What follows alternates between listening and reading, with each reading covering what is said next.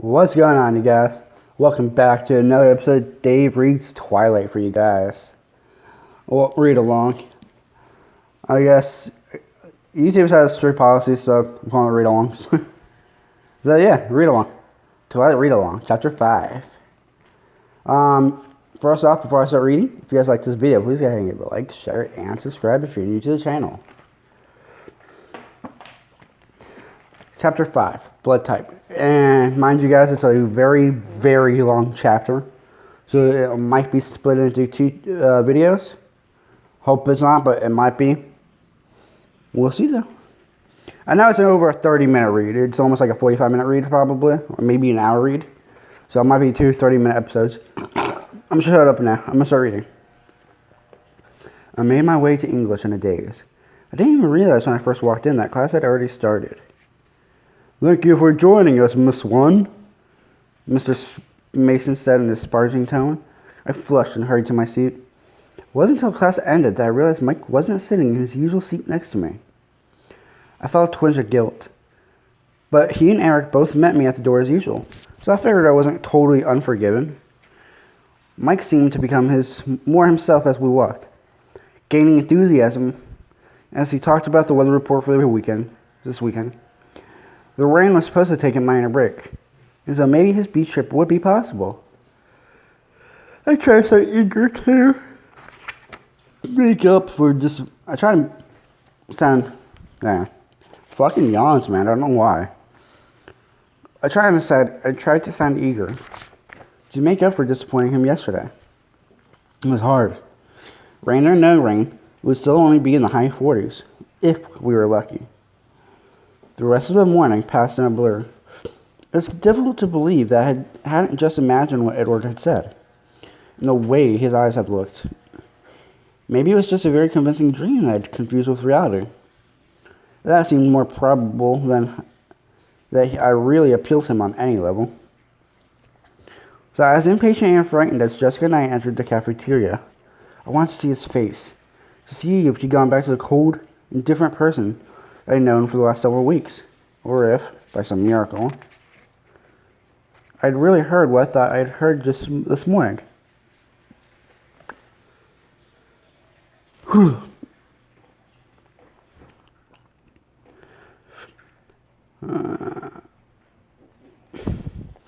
Jessica babbled on and on about her dance plans.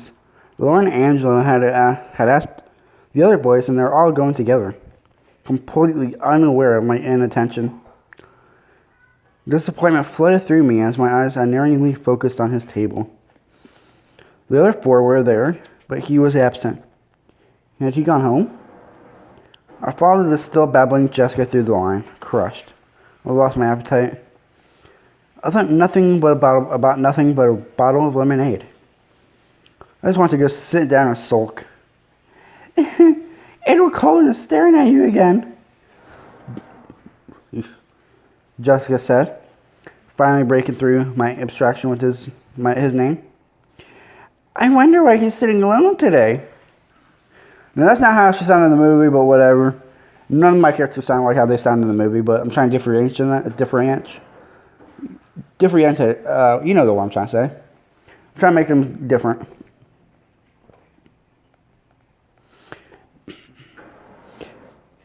My head snapped up. I followed her gaze to see Edward, smiling crookedly, staring at me from an empty table across the cafeteria from where he usually sat. Once he caught my eye, he raised one hand and motioned with his index finger to come for me to join him. As I stared in disbelief, he winked. As he stared in disbelief, he winked. Does he mean you?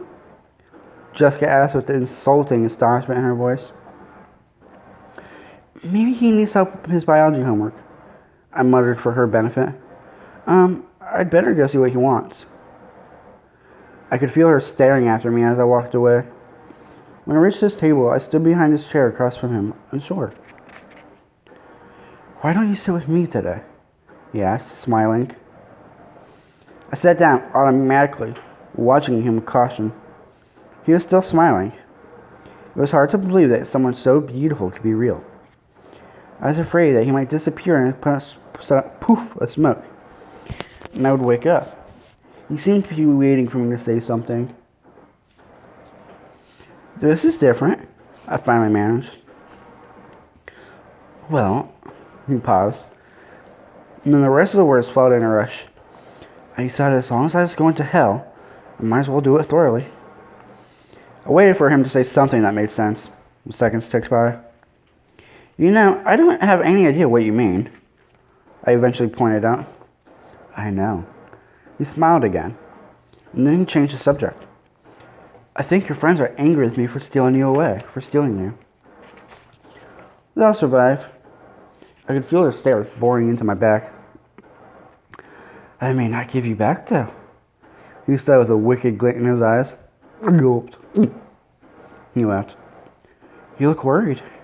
No, I said, but ridiculously, my voice broke. Surprised, actually. What brought all this on? I told you. I got tired of trying to stay away from you, so I'm giving up. Hang on. If you guys are wondering what that noise is, it's my washing machine going in the background. I apologize.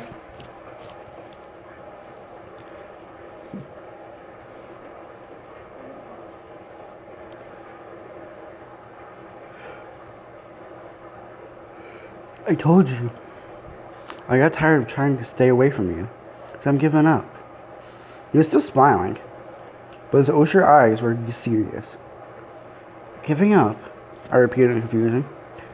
Yes, giving up trying to be good. I'm just going to do what I want now, and let the chips fall where they may. The smile faded as he explained. A hard edge crept into his voice. He lost me again. The breathtaking, crooked smile reappeared. I always say too much when I'm talking to you. That's one of the problems. Don't worry. I don't understand any of it, I said Riley. Riley. Okay, it's not like Riley from Boy Girl Meets World, but it's W. It'd be Dryly if that W wasn't a D. What? If that W wasn't a D. Isn't a D, I'm sorry. Fuck. Okay, so it's spelled WRYLY. So if the W was a D, it'd be Dryly. That's what I meant to say. Fuck. Fork. I'm counting on that. So, in plain English, are we friends now? Friends, he mused, dubious. Or not. Why not? He grinned. Well, we can try, I suppose. But I'm warning you now that I'm not a good friend for you. Behind the smile, the warning was real. You say that a lot, I noted, trying to ignore the sudden trembling in my stomach and keep my voice even. Yes, because you're not listening to me. I'm still waiting for you to believe it. If you're smart, you'll avoid me. I think you've made your opinion on the subject of my intellect clear too. My eyes narrowed. He smiled apologetically.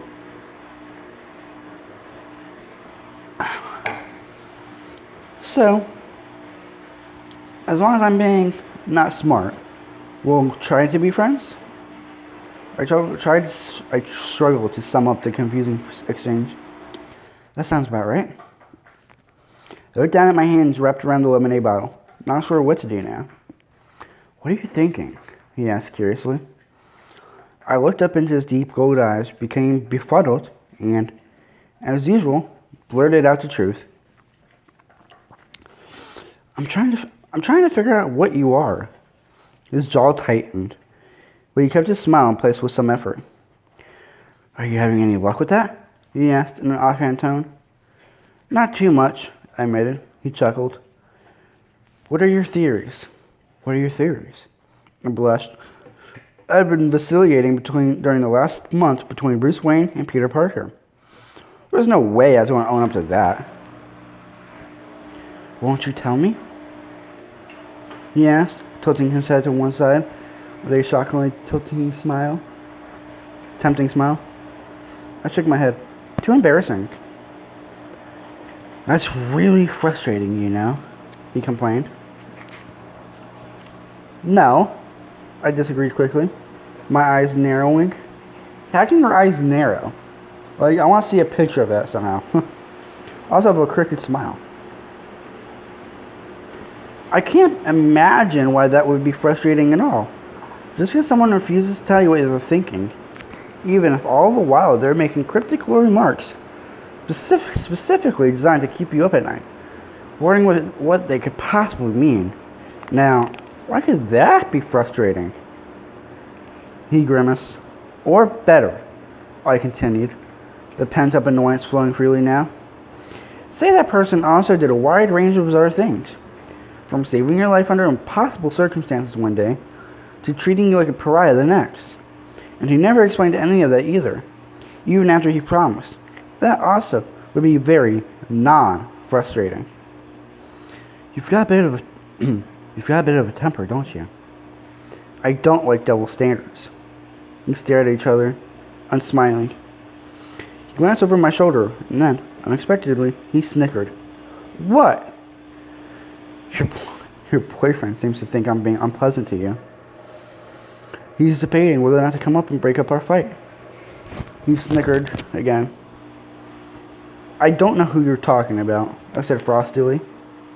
But I'm sure you're wrong anyways. I'm not. I told you, most people are easy to read. Except for me, of course. Yes, except for you. His mood shifted suddenly, his eyes turning brooding. I wonder why that is. I had to look away from the intensity of his stare. I concentrated on unscrewing the lid of my lemonade. I took a swig, staying at the table without seeing it. Aren't you hungry? He asked, distracted. No. I didn't feel like mentioning to him that my stomach was already full of butterflies. You? I looked at the empty table in front of him. No, I'm not hungry. I didn't understand his expression. It looked like he was enjoying some private joke. Can you do me a favor? I asked after a second of hesitation. He was suddenly very weary. That depends on what you want. It's not too much, I assured him. He waited, guarded but curious. I just wondered, if you could warn me beforehand, the next time you decide to ignore me for my own good, just so I'm prepared. I looked at the lemonade bottle as I spoke, tracing the circle of the lid opening with my pinky finger. That sounds fair. He was pressing his lips together to keep from laughing when I looked up. Thanks. Then, can I have one in return? He demanded. One. Tell me one theory. Whoops. Not that one. You didn't qualify, you just promised one answer. Okay, I feel like qualify is the wrong answer. She should have said, you didn't specify. You just promised one answer. But, whatever, I'm not a writer yet. I'm writing a book, but it's nowhere near as good as this one. And you've broken promises yourself, I reminded him back. Just one theory. I won't laugh. Yes, you will. I was positive about that. He looked down and then glanced up at me with his long black lashes, his oyster eyes scorching. Please? He breathed. He looked down and then glanced up at me through his long black lashes, his oyster eyes scorching. Please? He breathed, leaning toward me. I blinked, my mind going blank. Holy crow! How did he do that? What? I asked, dazed. Please, tell me just one little theory. His eyes still smoldered at me. Well, bitten by a radioactive spider? Was he a hypnotist too? Or was I just a hopeless pushover? That's not very creative. He scoffed. I'm sorry, that's all I got. I said, miffed. You're not even close, he teased. No spiders? Nope. And no radioactivity? None. Dang, I sighed. Kryptonite doesn't bother me either, he chuckled. You're not supposed to laugh, remember? He struggled to compose his face. I'll figure it out eventually, I warned him. I wish you wouldn't try. He was serious again. Because what if I'm not a superhero? What if I'm the bad guy? He smiled playfully, but his eyes were impenetrable. Oh, I said, as several things he'd hinted fell suddenly into place. I see. Do you? His face was abruptly severe, as if he were afraid that he'd accidentally said too much. You're dangerous? I guessed, my pulse quickening as I intuitively realized the truth of his own words. He was dangerous. He'd been trying to tell me all along. He just looked at me, eyes with some emotion I couldn't comprehend. But not bad, I whispered, shaking my head. No, I don't believe that you're bad. You're wrong. His voice was almost inaudible. He looked down, stealing my bottle lid and spinning it on its side between his fingers. I stared at him, wondering why I didn't feel afraid. He meant what he was saying. That was obvious. But I just felt anxious, on edge. And, more than anything else, fascinated. The same way I always felt when I was near him. The silence lasted until I noticed that the cafeteria was almost empty. I jumped to my feet. We're going to be late. I'm not going to class today, he said, twirling the lid so fast it was just a blur. Why not? It's healthy to ditch class now and then. He smiled up at me, but his eyes were still troubled. Well, I'm going, I told him. That's far too big of a coward and to risk getting caught. Quick little intermission here, you guys. Every time you see me pause it is me attempting to hide a yawn. I don't know why I've been yawning lately, I really don't, but every time it seems to like just skip or something, and that's why it is, just to let you guys know. He turned his attention back to his makeshift top. I'll see you later then. I hesitated, torn, but then the first bell sent me hurrying out the door, with a last glance confirming that he hadn't moved a centimeter. As I half ran to class, my head was spinning faster than a bottle cap. So few questions have been answered in comparison to how many new questions have been raised. At least the rain has stopped. What is an afterthought? Like, seriously. I was lucky. Mr. Banner wasn't in the room yet when I arrived. I settled quickly into my seat, aware that both Mike and Angela were staring at me. Mike looked resentful, Angela looked surprised, and slightly awed. Mr. Banner came in the room then, calling the class to order. He was juggling a few small cardboard boxes in his arms. He put them down on Mike's table, telling him to start passing them around the class.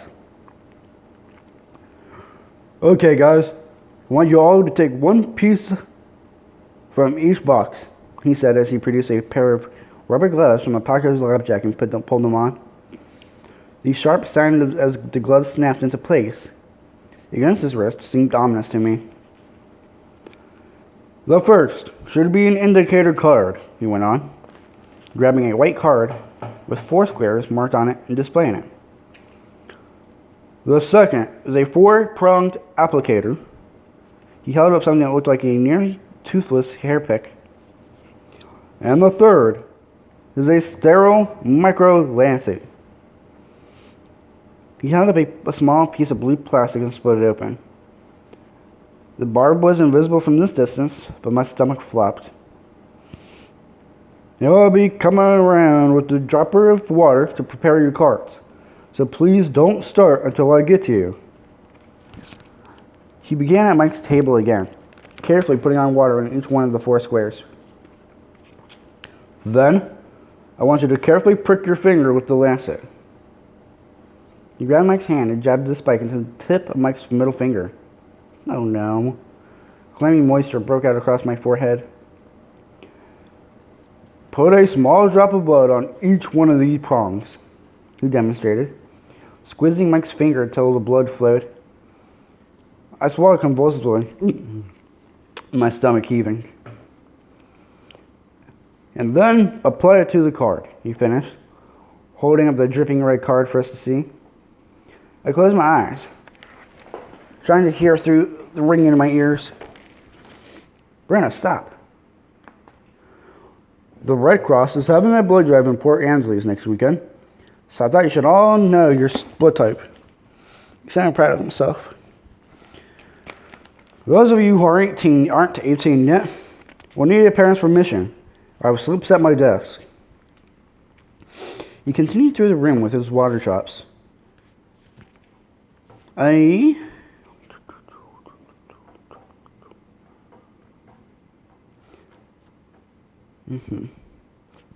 He continued through the room with his water drops. I put my cheek against the cool black tabletop and tried to hold on to my consciousness. All around me, I was hearing squeals, complaints, and giggles as my classmates skewered their fingers. I breathed slowly, in and out through my own mouth. Damn, cat's trying to drink my water, man.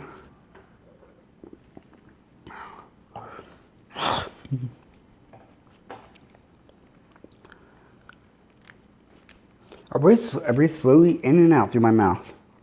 Bella, are you alright? Mr. Banner asked. His voice was close to my head, and it sounded alarmed. I already know my blood type, Mr. Banner, I said in a weak voice. I was afraid to raise my head.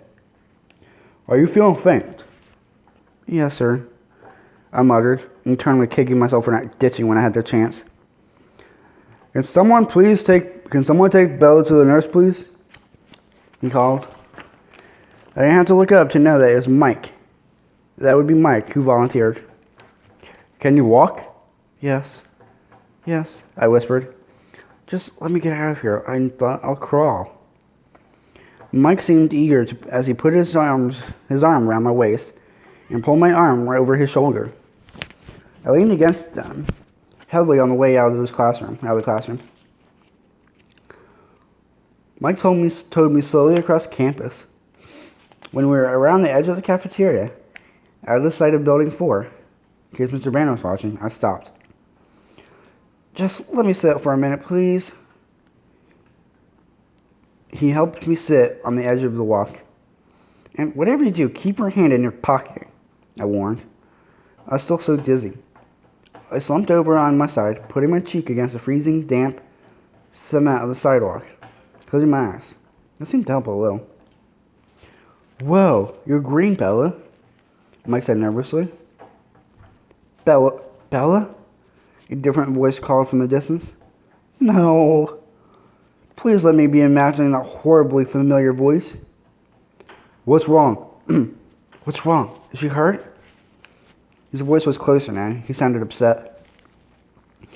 I wasn't imagining it.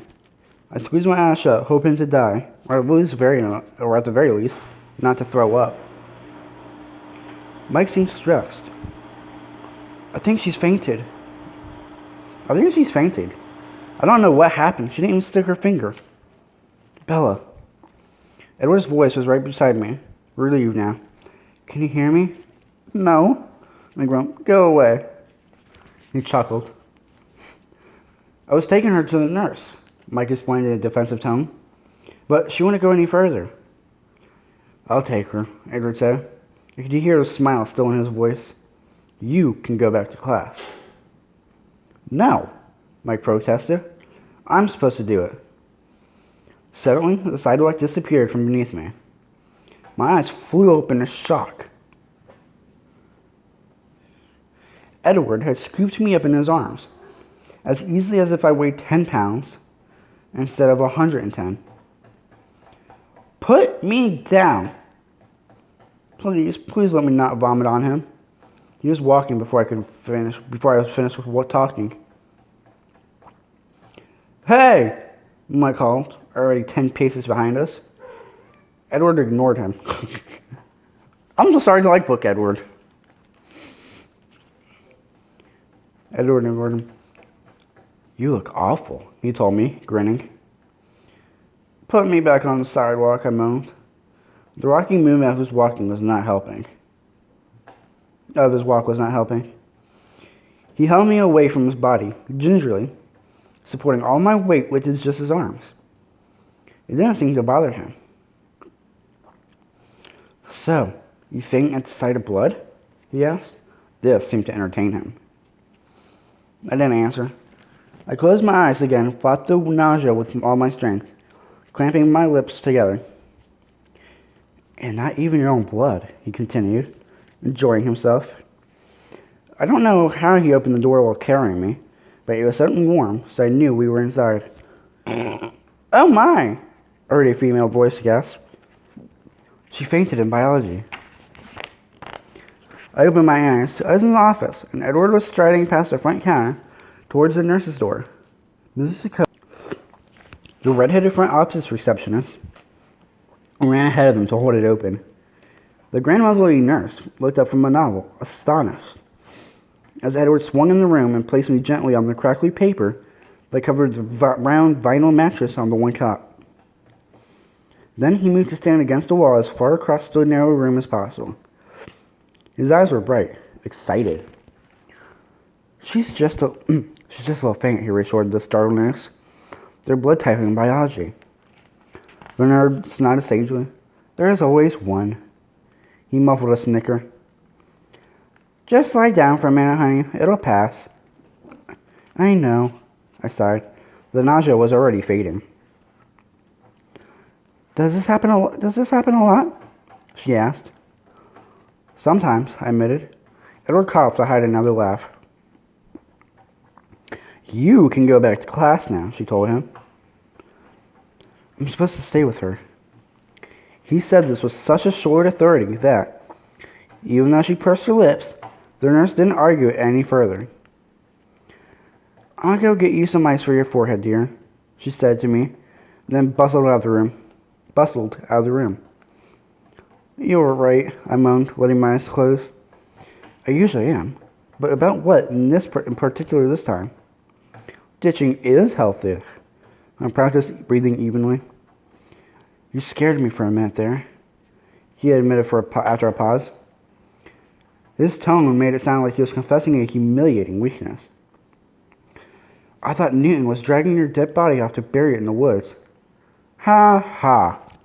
I still had my eyes closed, but I was feeling more normal every minute. Honestly, I've seen corpses with better color. I was concerned I might have to avenge your murder. Poor Mike, I'll bet he's mad. He absolutely loathes me, Edward said cheerfully. You can't know that, I argued. But then I suddenly wondered if he could. I saw his face. I could tell. How did you see me? I thought you were ditching. I was almost fine now, though the queasiness would probably pass faster if I'd eaten something for lunch. On the other hand, maybe I was lucky my stomach was empty. I was in my car, listening to a CD. Such a normal response. It surprised me. I heard the door and opened my eyes to see the nurse, with a cold compress in her hand. Here you go, dear. She laid it across my forehead. You're looking better, she added. I think I'm fine, I said, sitting up. Just a little ringing in my ears, no spinning. The mint green walls stayed where they should. I could see she was about to make me lie back down. But the door opened just then. Miss Cope stuck her head in. We've got another one, she warned. I hopped down to free up the cot for the next invalid.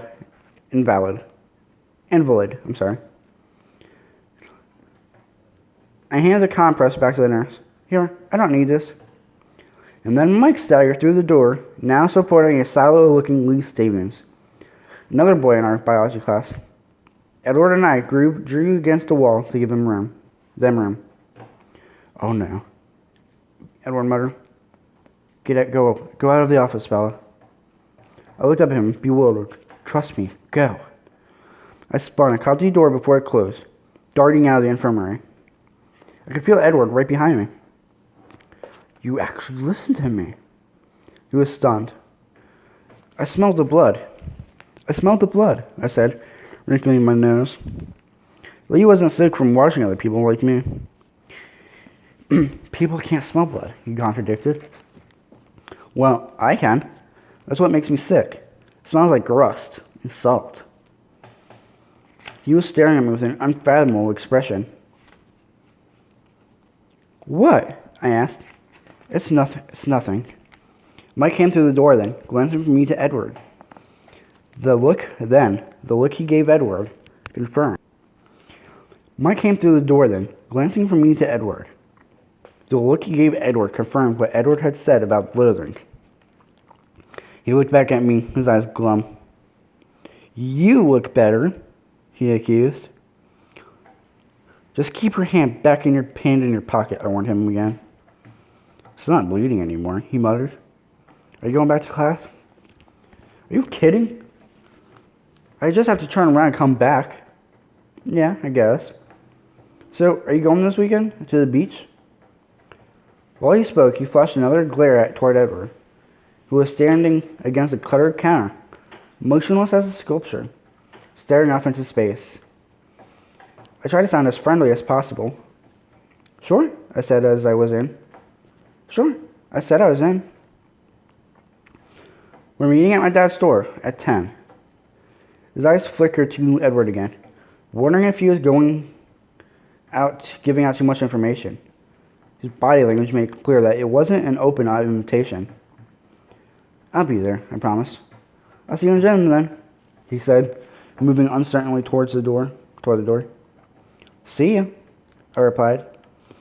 He looked at me once more, his round face slightly pouting, and then, as he walked slowly through the door, his shoulders slumped. A swell of sympathy washed over me. I pondered seeing his disappointed face again, in Jim. Jim, I groaned. I can take care of that. I hadn't noticed Edward moving to my side, but he spoke now in my ear. Go sit down and look pale, he muttered. That wasn't a challenge. I was always pale. And my recent swoon had left me a light sheen of sweat on my face. I sat in one of the creaky folding chairs and rested my head against the wall with my eyes closed. Fainting spells always exhausted me. I heard Edward speaking softly at the counter. Miss Cope? Yes. I hadn't heard her return to her desk. Bella has gym next hour, and I don't think she feels well enough. Actually, I was thinking I should take her home now. Do you think you could excuse her from class? His voice was like melting honey. I could imagine how much more overwhelming his eyes would be. Do you need an excuse too, Edward? Miss Cope fluttered. Why couldn't I do that? No, I have Miss Joff. She won't mind. Okay, it's all taken care of. You feel better, Bella, she called to me. I nodded weakly, hamming it up just a bit.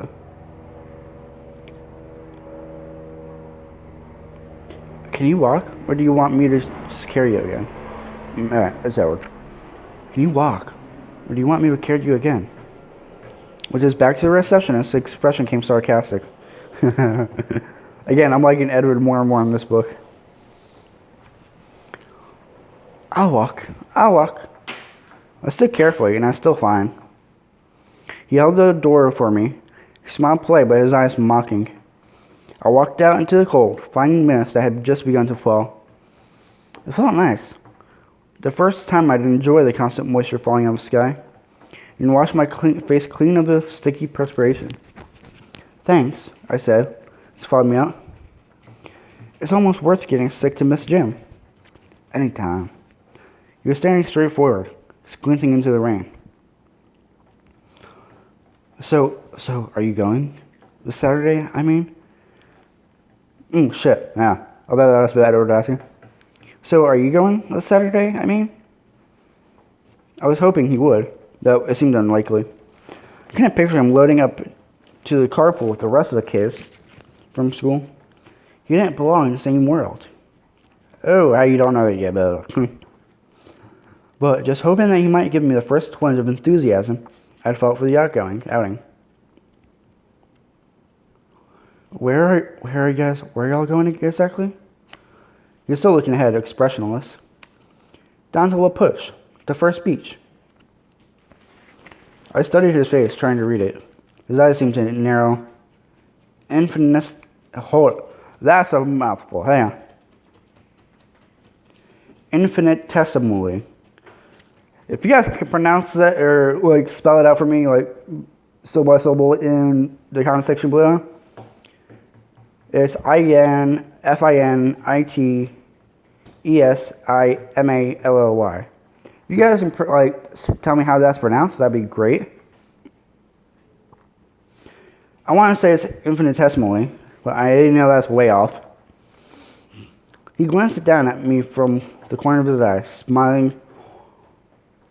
Fork, it's that stupid forking word again.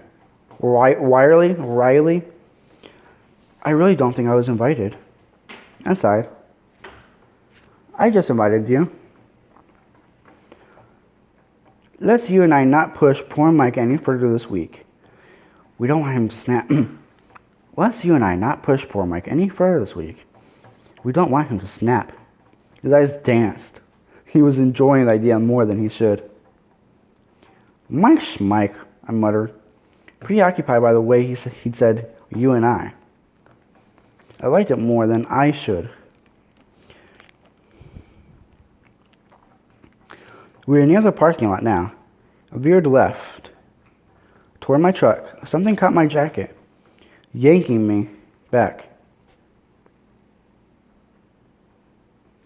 Where do you think you're going? He asked. Outraged, he was gripping a fistful of my jacket in one hand. I was confused. I'm going home. Didn't you hear me promise to take you safely home? Do you think I'm going to let you